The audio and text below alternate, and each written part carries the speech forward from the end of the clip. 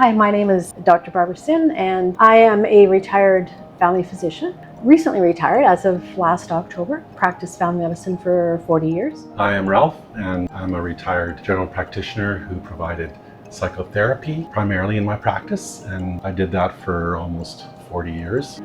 Mental health is something that was in my heart for many years, and Cornerstone has been involved in some ways to that.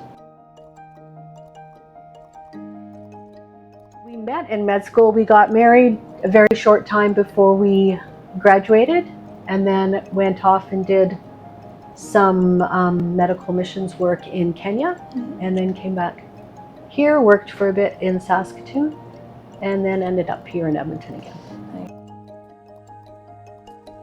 You know, I think the first time I heard about Cornerstone was at our church, because it was, I'm not sure, it probably wasn't Sheila at the time, but someone else who came and talked about Cornerstone, and it just seemed like such a wonderful meld between counseling and faith.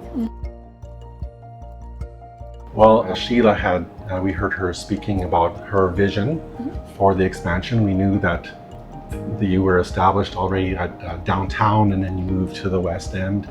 And then we heard her talking about expanding to the South. And that just resonated with me, because mental health care is such a huge need in the society. We hear of that need so many times in so many different ways. And just to be able to support that expansion just resonated with me. I spoke about that with Barbara, and she was in agreement, and so we went from there.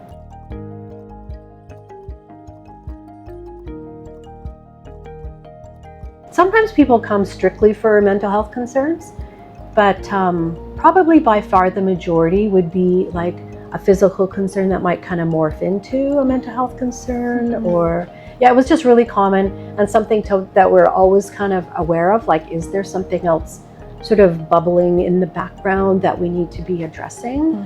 Not always easy to address those issues at, you know, a first-time visit or a one-time visit for a physical concern, but that's part of the beauty and the joy of family medicine and having your established panel of patients, is that you can call people back in, they can come back, you can set aside designated time for mental health if that was something that came up. So certainly it was something that came up a lot of the time. And I think early on in my practice, that was probably more of an issue than later on, because of places like Cornerstone and our primary care networks, Access 24/7, other kind of mental health resources. But early on, certainly it was limited. So it's great to have these other options. And the other thing that's really good is knowing about a place like Cornerstone. When it comes up in conversation, it's something that you can direct someone to immediately. It's not like, oh, we have to think about it. Oh, you have to tell your story again. Yes. Let's see what we can do here. So when the time's right, it's something that can be offered, which is wonderful, because those opportune moments can be very few and far between.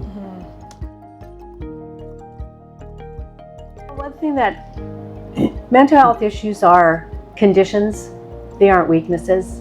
And I think that's something that is hard for people to grasp onto, because they, especially maybe not always, but in Christian circles, having anxiety or depression, you know, is that a lack of faith? Am I not praying enough? Am I not reading my Bible enough? But that's not the case. It's a condition just like physical conditions like diabetes or heart disease or a cancer, a condition that needs to be looked at and diagnosed and treated.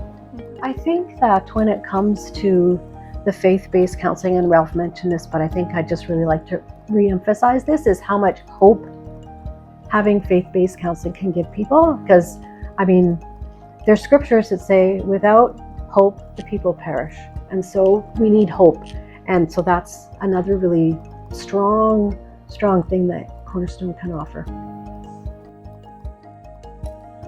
Well, there's a lot of worthy causes, right? And things like heart disease or cancer, you see it. You see it's a material thing that affects a person, and we're aware of the suffering, and we resonate with that. So those are very worthy causes to support.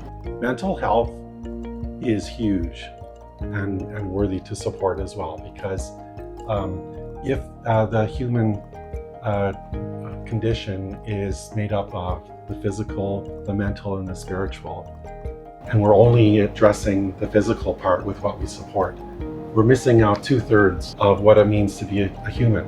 And, you might not see it, but you directly on a person, you might be looking at, for instance, a hockey goalie that's looking pretty professional and good at what they're doing, but what you can't see is how they're thinking, how if they miss a shot and it goes in the goal, how it affects them. If the human spiritually, you don't see that, but it's a profound thing. And so there's a lot of things that we see evidence of the mental aspect of humanity, spiritual one, that affects how we relate with one another, and so it definitely is a need.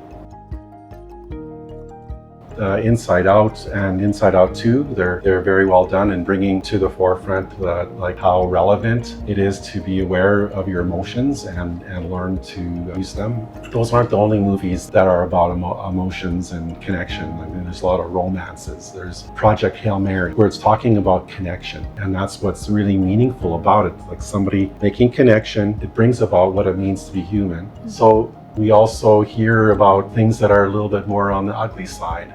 Violence within marriages, violence in the community, homelessness. So we're exposed to it. It's not that it's unseen, but the effects of it's profound and needs to be addressed. And so the need for affordable and acceptance, mental health care, and a spiritual foundation is big.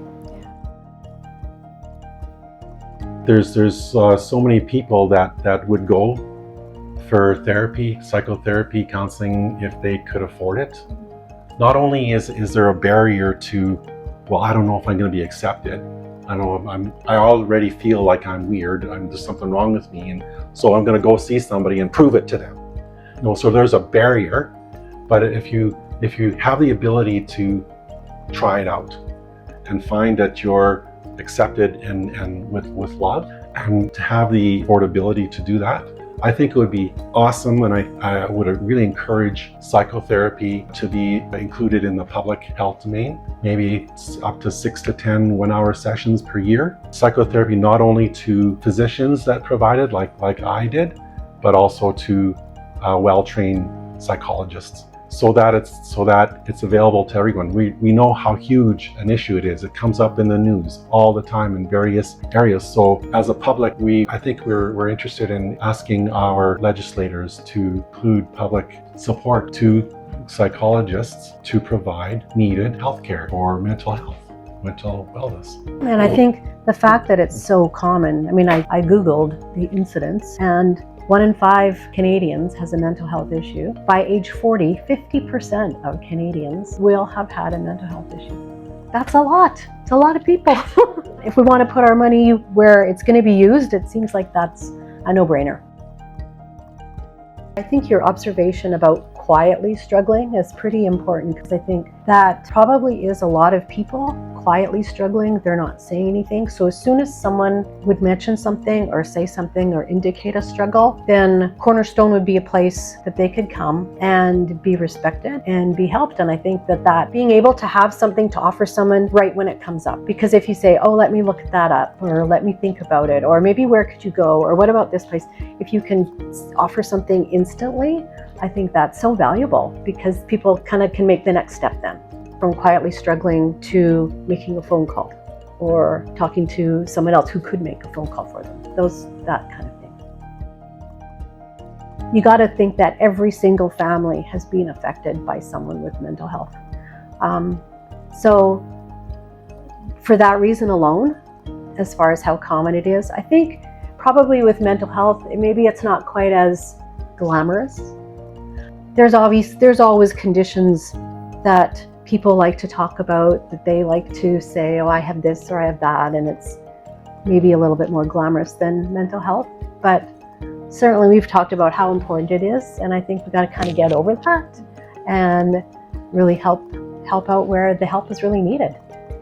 Well, I think a lot of according to what Barbara mentioned too, how prevalent it is, and the way things are without the public system supporting psychotherapy needs for people who are struggling emotionally, maybe struggling spiritually as well, because Cornerstone, as faith-based, provides a story, the foundation of a story. Everyone, regardless of what their faith is in, whether they believe in a god or gods or they're atheists, we all have a story that we believe is true in terms of the world, and it affects how we interact with ourselves and others. Cornerstone provides a story of love, acceptance, and hope, because God is love. And it's also the way things are without public support for psychotherapy. It's an affordable place, and so because this need is such a great need, it's a good place to support with donations, because the need is great. But everyone's going to decide